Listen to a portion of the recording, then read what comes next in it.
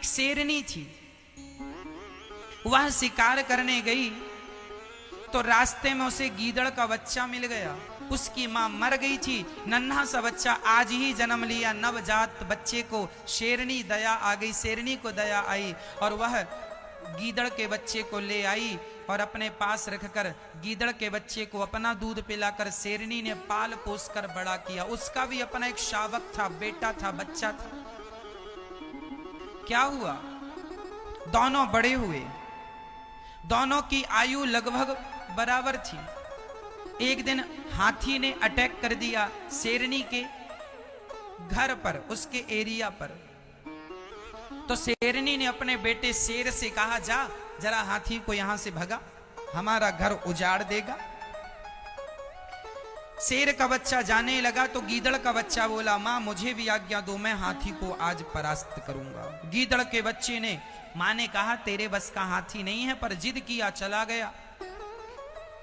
अच्छा, वो गीदड़ का बच्चा था पर शेरनी का दूध पिया था तो वो अपने आप को शेर समझने लगा था और वो भी शेर की तरह दहाड़ने की कोशिश किया और हाथी के सामने खड़ा हुआ। हाथी ने देखा गीदड़ की इतनी हिम्मत, दहाड़ रहा, उठाया, सूंड से घुमाया, धड़ाम से पटक दिया।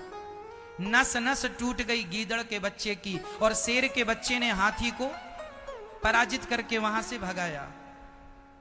गीदड़ का बच्चा रोता रोता अपनी मां के पास आया।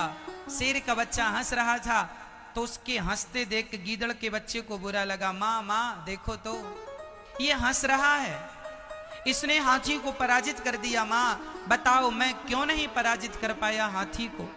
तब शेरनी ने पुचकारते हुए कहा, बेटा तुमने दूध तो मेरा पिया है पर तुम हो गीदड़ के बच्चे और आज तक के इतिहास में हाथी का शिकार गीदड़ ने नहीं किया। हाथी का शिकार जब जब किया है तो केवल शेर ने किया है। जैसे हाथी का शिकार केवल शेर कर सकता है, उसी प्रकार भगवान को केवल मनुष्य पा सकता है और मनुष्य होकर भी भगवान का शिकार नहीं किया, अर्थात भगवान को नहीं पाया, तो मनुष्य का शरीर पाकर भी आपने क्या पाया?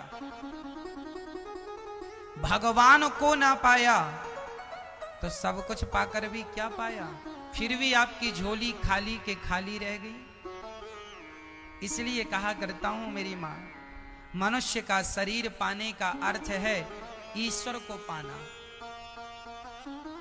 यदि ईश्वर को नहीं पाया गया, भजन नहीं किया गया, परोपकार नहीं किया गया, तो मनुष्य का शरीर पाना व्यर्थ। फिर तो हम कुत्ता बिल्लियों की तरह जीकर मर गए।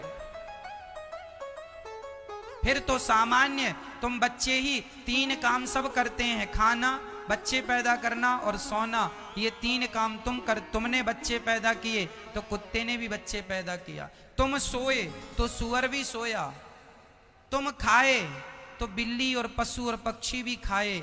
तुम खाते हो वो खाते हैं, तुम सोते हो वो सोते हैं, तुम बच्चे पैदा करते हो वो बच्चे पैदा करते हैं। फिर तुम में और उनमें अंतर ही क्या रहा? यदि तुमने भी केवल ये 3 काम ही किए तो क्या अंतर रहा कुत्ते में और तुम में, सुअर में और तुम में?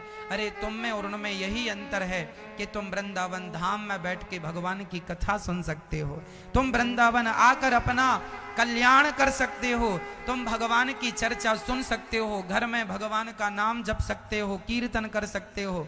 पर यदि शरीर पाकर ये ना किया तो फिर कुत्ते में और इंसान में, गधे में और इंसान में, सुअर में और इंसान में फिर क्या अंतर है? सब तो समान हो गया ना।